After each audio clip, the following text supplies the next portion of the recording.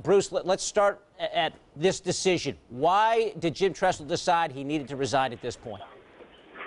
David, I think it really comes down to it had to be in the best interest of the program after all that had been gone on with Jim Tressel, lying to the NCAA multiple times, playing ineligible star players, knowing their eligibility had been compromised for a whole season. Those are heavy offenses, and that with the Ohio State going to come before the NCAA Committee on Infractions in August, I think this was going to be the only real way that Ohio State was going to be able to move forward and not get completely hammered by the NCAA, was to say, look, you know what, we brought these offenses out, and we also, the guy who almost all of this can be traced back to is no longer our coach, so don't go quite so hard on us. I think it was a move that was expected, although just the finality of it is still, pretty stunning to see that Jim Tressel is finally out as Ohio State's head coach. It is such a jarring contrast. We're used to seeing Jim Tressel up there at the news conference with the sweater vest,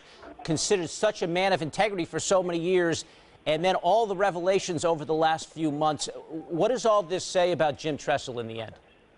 Well, I think it's going to be attached to his legacy, and fair or unfair. I mean, these were significant things that, bad decisions that he had made, and I think it goes back to that old line: "It's not the crime, it's the cover-up."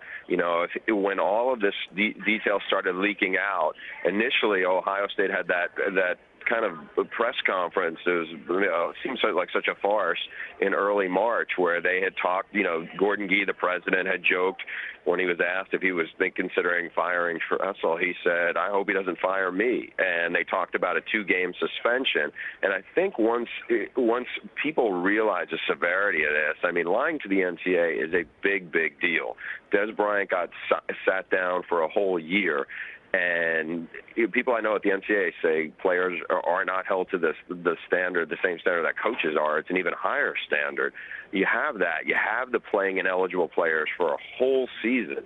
And those are going to be things that were going to be really hard for Ohio State to get around and to move forward now, because who knows if he was going to be suspended for 5 games. Who knows if he was actually going to be able to ever coach a game there before. I think this cloud was going to be hanging over the program for quite some time.